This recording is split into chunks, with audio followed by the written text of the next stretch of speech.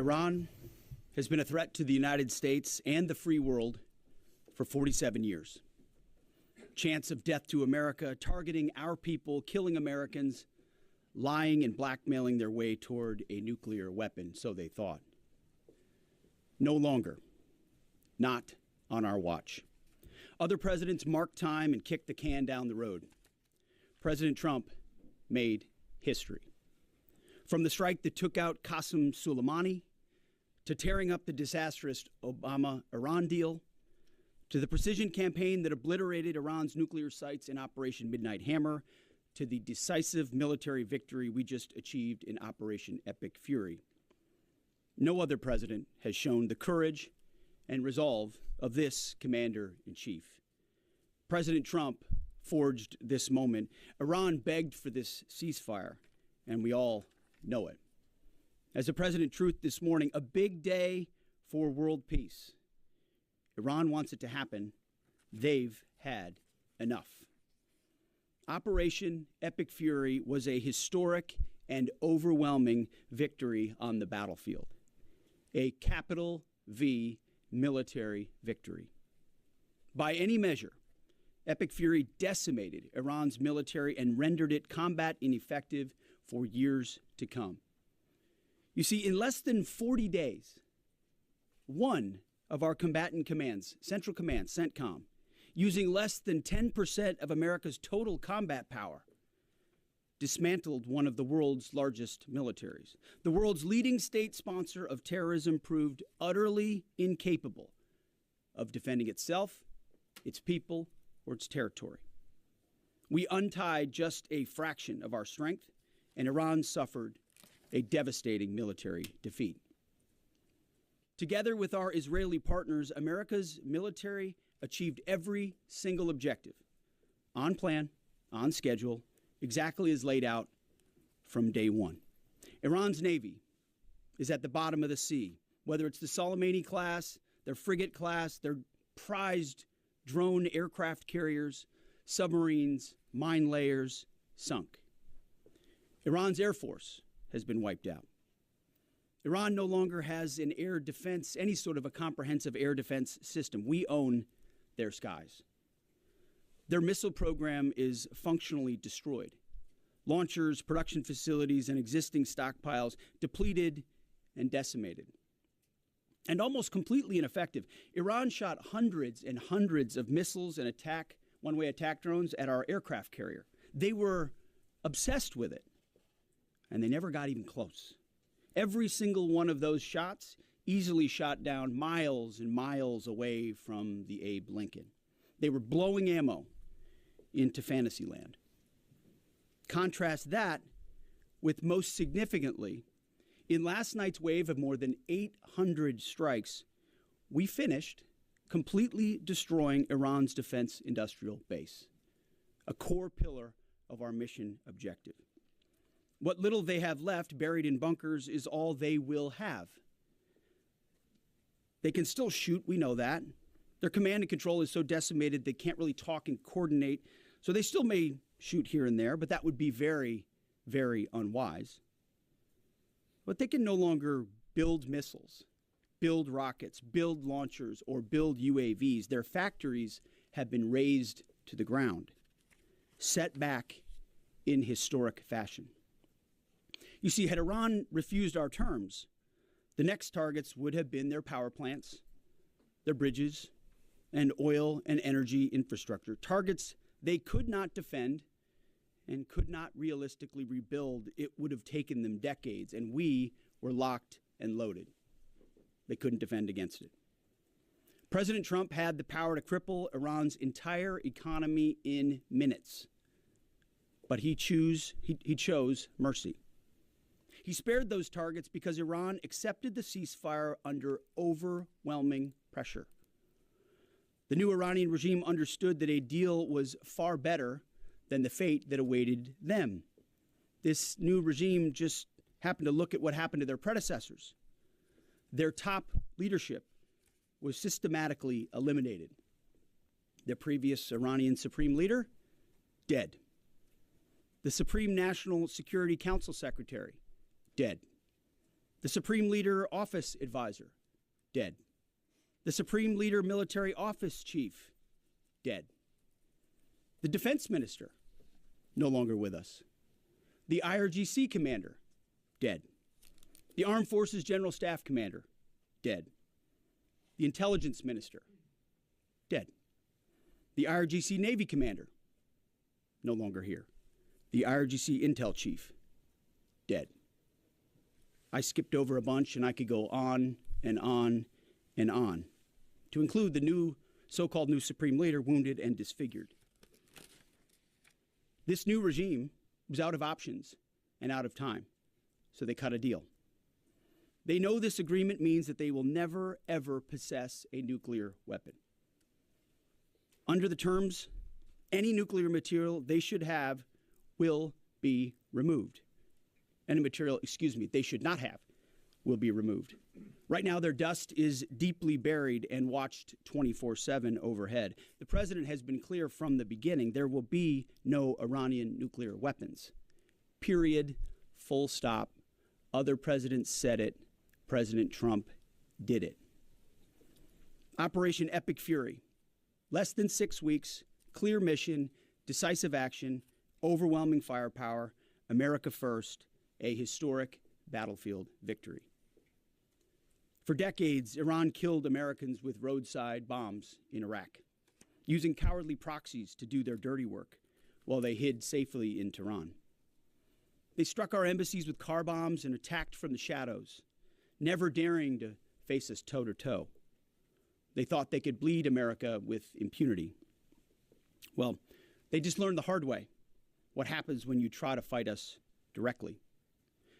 And even when they got lucky, one time in 40 days, and downed 2 of our pilots, they couldn't hold them. In a daring 14-hour rescue operation, 7 hours in daylight and 7 hours of night, both pilots were recovered safely. Not once, but twice. A daylight thunder run right up the middle of their country. Boots on the ground. A midnight raid right up the middle of their country. Boots on the ground. 0 American casualties. The Iranians humiliated and demoralized. We control their fate, not the other way around.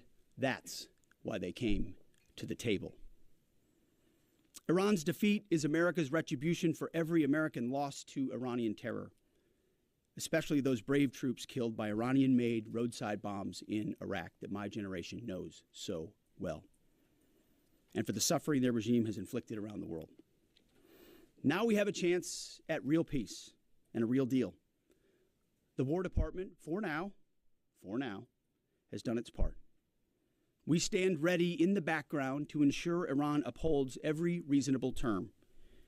And as everyone knows, nobody makes a better deal than President Trump.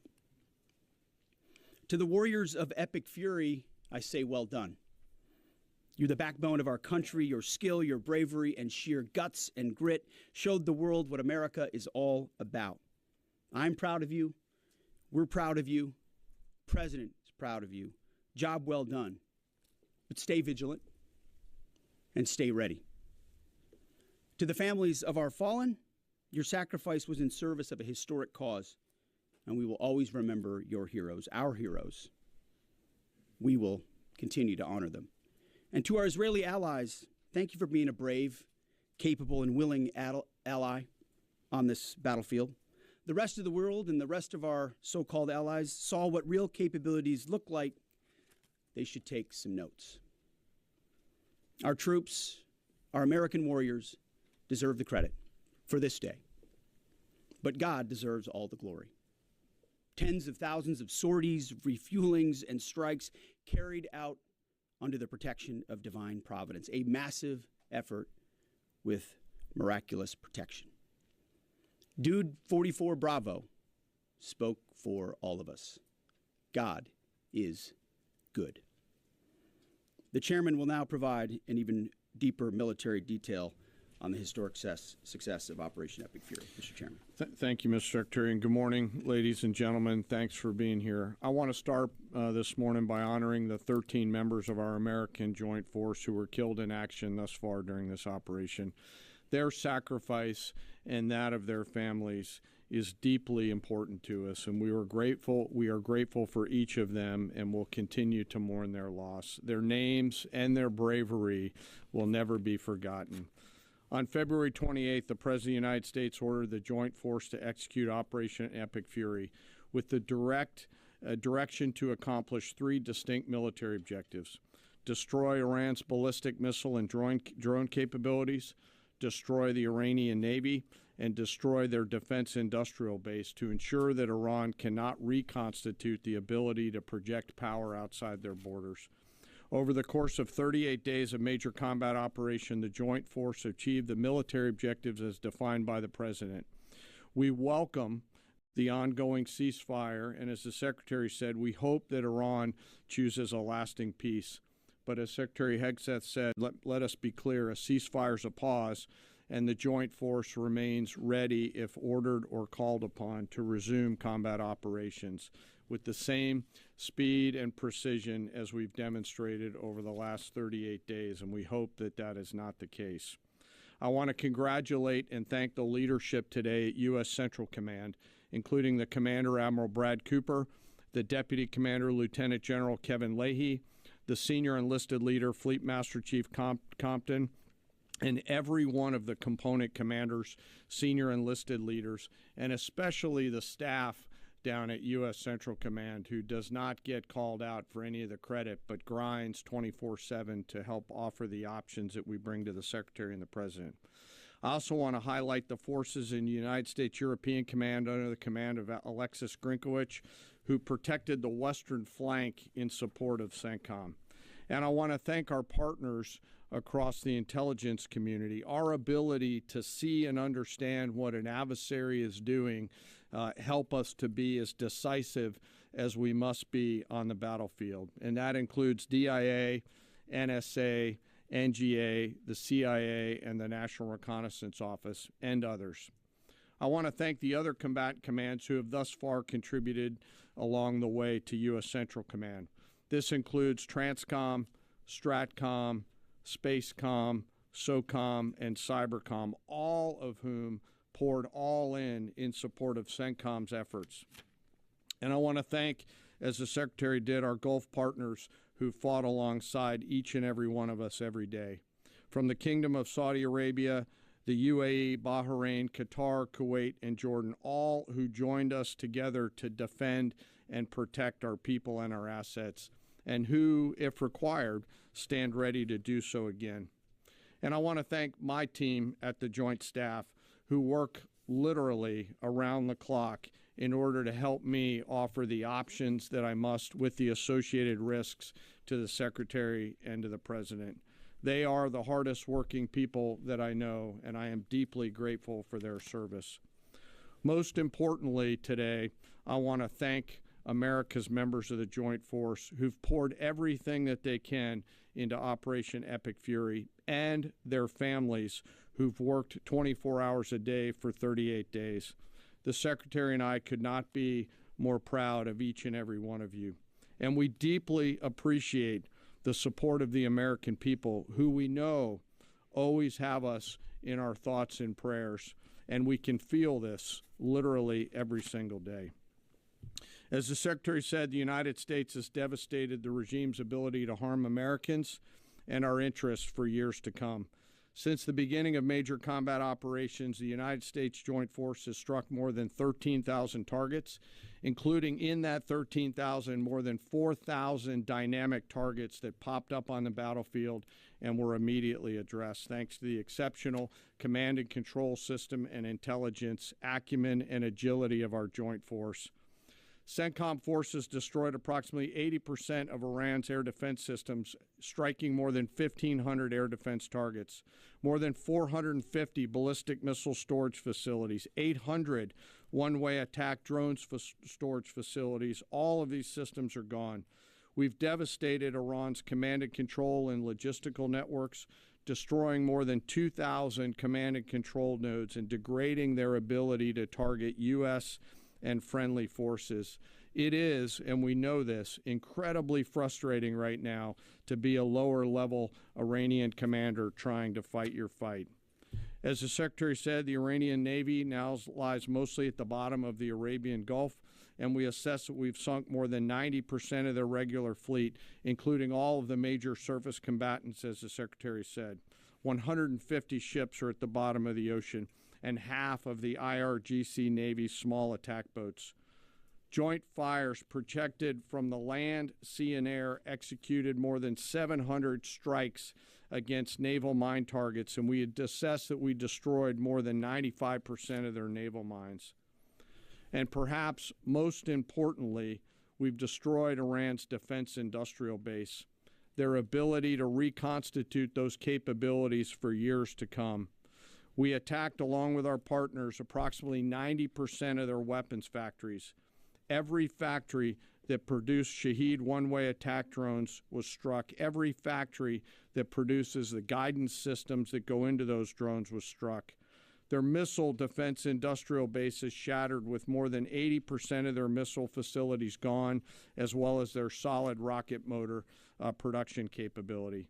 It will take years for Iran to rebuild any major surface combatants, as more than 20 naval production and fabrication facilities have been damaged or destroyed, and nearly 80% of Iran's nuclear industrial base was hit, further degrading their attempts to attain a nuclear weapon. Throughout Operation Epic Fury, our joint force struck at the heart of Iran's ability to project power and threaten the United States and the region. And in order to do this, it required the service and sacrifice of more than 50,000 American warfighters deployed across CENTCOM, EUCOM, and stateside. The joint force flew more than 10,000 missions, including 62 bomber missions, 18 of which flew round trip from the United States to deliver bombs on military targets. Each of these missions was more than 30 hours in duration, and we did that 18 times. No other military in the world can do that. And it's a testament to the logistical force that quietly serves behind them. I cannot thank TRANSCOM and the Air Force Tanker and Mobility Force more. Combined with Army and Navy joint fires, we struck more than 13,000 targets. And along with our Gulf partners, we've thus far intercepted 1,700 ballistic missiles and one-way attack drones, defending our forces and our partners in the civilian population. And we remain ready to do so should the need arise. Along the way, we consume more than 6 million meals, and by my estimate, more than 950,000 gallons of coffee, 2 million energy drinks, and a lot of nicotine, but I am not saying that we have a problem. I've laid out the statistics, but it does not truly capture the nature of combat. This is gritty and unforgiving business. It's chaotic, it's hot, it's dark, it's unpredictable, and there's always unknowns. And our people proudly walked into those unknowns and continue forward. And through it all, the joint force has demonstrated the unwavering resolve that the nation demands of us. We are a mission-focused force, and our objectives always is to create the conditions for peace, and today we have, while be ready should that peace break, which we hope it is not. And we remain ready. Before I turn it back to the Secretary, I also want to quickly revisit the rescue of the Air Force fighter crew over the weekend. To give you an update, we've had, the Secretary and I have had the profound honor of speaking directly with many of the warfighters on that mission, from the downed crew that were picked up to those forces that went and got them.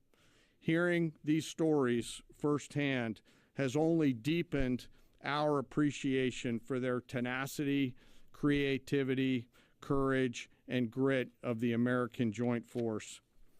This is a story that gets to the very heart and soul of who we are as a joint force, who we are as Americans. Selfless sacrifice in service of others. From the backseater, Dude 44 Bravo, whose pure and unadulterated joy at seeing those helicopters come into the valley to get his front seater in daylight because he knew the front seater did not have a jacket, and was so filled with heart-leaping joy at his front seater getting picked up, to the nighttime folks that went in and then got him, to the tanker forces that did the things that they had to do to give their own gas away, to the support packages, to those that went into the desert landing site not once, not twice, but 3 times as we fought through multiple contingencies. This was and is a joint force that has the guts to try, that does not quit, and who each and every day does the things that we must to dare to win. No lives were lost. We succeeded because the joint force is always at the ready. They trust each other, they trust their leaders, and they trust their training. And they remember first, foremost, and always that we do these things so that others may live, and we will never leave anyone behind. The success of Operation Fury thus far, and we hope it remains, culminates with this incredible rescue over the weekend, a direct example of the professionalism and courage of the United States military and our joint force. It's the service members on the front lines, our partners in the region, our teammates in the intelligence community, our civilian leaders in the OSW side of the house, the American workers who build the tools and weapons that we use, and the American people who back us up that help us to go do these things. I stand here humbled today, but frankly not surprised by what the Joint Force has been able to do. Their performance is fueled by a deep commitment to each other, their mission, and to our country. It is an incredible, deep honor for me to be a part of this joint force, and I'm humbled by the service and sacrifice each and every day that I am lucky enough to see. And finally, as I always do, I ask that we never forget our fallen and their families, especially those 13 fallen from Operation Epic Fury. May we always be worthy of their sacrifice and honor their legacy. And with that, sir, I'll turn it back over to you. Thank you, Mr. Chairman. We'll take a few questions. Alexandra Ingersoll, One America News. First of all, thank you to our troops. What role is our military playing in escorting vessels through the Strait of Hormuz at this point? And the president said on Truth Social that the U.S. will be hanging around to make sure everything goes well. Obviously, Mr. Secretary, you just mentioned, we know the scars from hanging around in Iraq for decades. But what does that entail in terms of our military presence at this juncture? Yeah, we'll be hanging around. We're not going anywhere. We're going to make sure Iran complies with this ceasefire, and then ultimately comes to the table and makes a deal. So we'll stay put, stay ready, stay vigilant, as the chairman laid out. Our troops are prepared to defend, prepared to go on offense, prepared to restart at a moment's notice with whatever target package would be needed in order to ensure that Iran complies. As far as the Strait, you saw the initial agreement that was struck, which is Iran's letting ships go through. So they'll be that will be happening. They will be sailing, and ultimately, as the president, we've done an incredible job militarily inside the Strait of Hormuz. What Admiral Cooper, I failed to mention Admiral Cooper's name.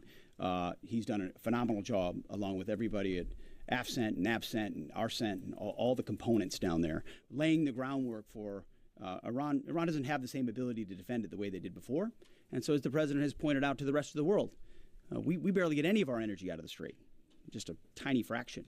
It's time for the rest of the world to step up and ensure that that stays open after President Trump and the War Department brought Iran to the place where they are voluntarily opening it right now, as was announced last night. Yes, Jared.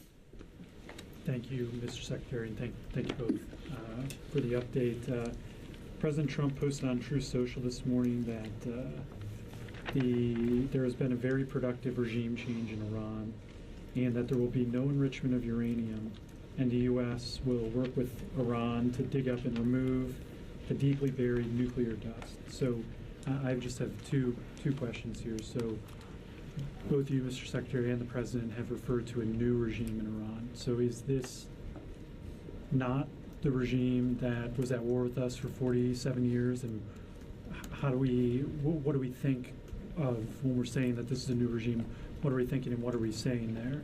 And then my second question is, with any future deal with Iran, is their handing over of all of their enriched uranium and they're promising not to enrich any future uranium a non-negotiable for the U.S.? Well, it's always been non-negotiable that they won't have nuclear capabilities. And so right now it's buried and we're watching it. We know exactly what they have, and they know that. And they will either give it to us, which the president has laid out. They'll give it to us voluntarily. We'll get it. We'll take it out. Or if we have to do something else ourselves, like we did in Midnight Hammer or something like that, we reserve that opportunity. But what's clear, what the new Iranian regime knows, is they'll never have a nuclear weapon or the capability to get a path to one. As far as the new regime, you heard the list that I read. It's a new group of people who've seen the full capability of the United States military and has a new calculus about what it means to negotiate with us, hence why they came to the table wanting a ceasefire and the shooting to stop. So this new regime, which the regime has been changed, has a different interaction with the U.S. Right here. Mr. Secretary, thank you. Of course, I was going in front right here. Thank you, Mr. Secretary and General Caine. Mary Margaret with the Daily Wire. 2 questions. Iran has said that safe passage through the Strait of Hormuz will be possible in coordination with Iran's armed forces and, quote, technical limitations. What do you believe that means? And then we've also heard reports that Iran has continued striking targets well into this morning. At what point are we beyond a grace period? Are we giving them a grace period? Is there a miscommunication there? What's going on with that? What we know is that Iran is going to say a lot of things. A lot of people are going to say a lot of things, claim a lot of things. What has been agreed to, what's been stated, is the strait is open. Our military is watching. I'm sure their military is watching, but commerce will flow. And that's what you saw the markets react to, is that reality. As far as shooting, that we were monitoring it last night in real time. Of course we are. Iran would be wise to find a way to get the carrier pigeon to their troops out in remote locations to know not to shoot any longer one-way attacks or missiles, because it takes time sometimes for ceasefires to take hold. We're watching it. We're prepared if necessary, but we hope and believe that it'll hold. Yes. Thank you, Secretary Hegseth. Sorry.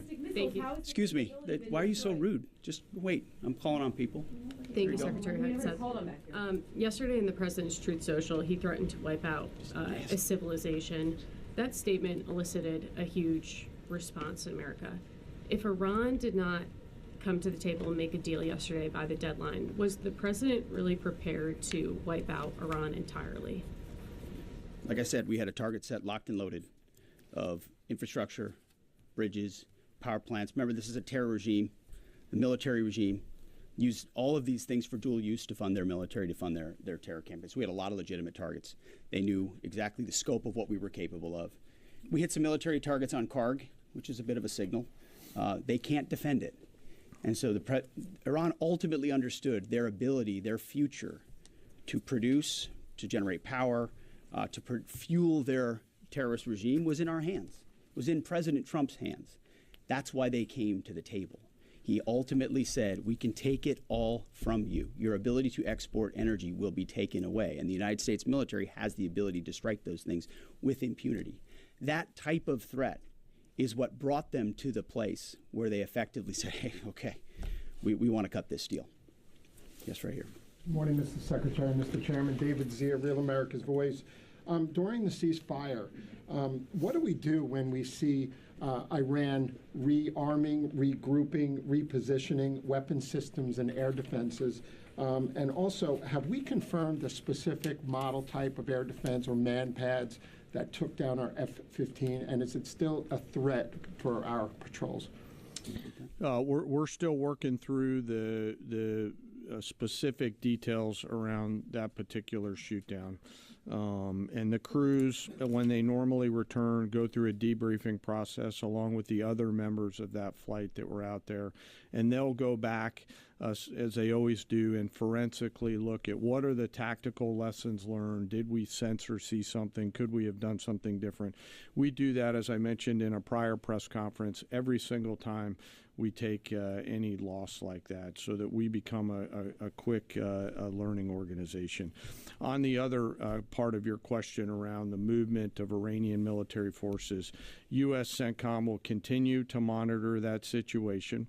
They will continue to have a series of response options, and if need be, will come to the Secretary and to the President for guidance and be prepared to do the things that they're ordered to do so against valid military targets in accordance with the normal procedures that we have. I would just note, it's a good question. The more Iran moves forces, the more they emplace forces, the more easily targetable they are for us right now. Remember, we're able to look, we're able to see, we're able to sense. We know so if they try to preposition, they're just creating riper military targets for us to strike should they make the wrong decision at the table.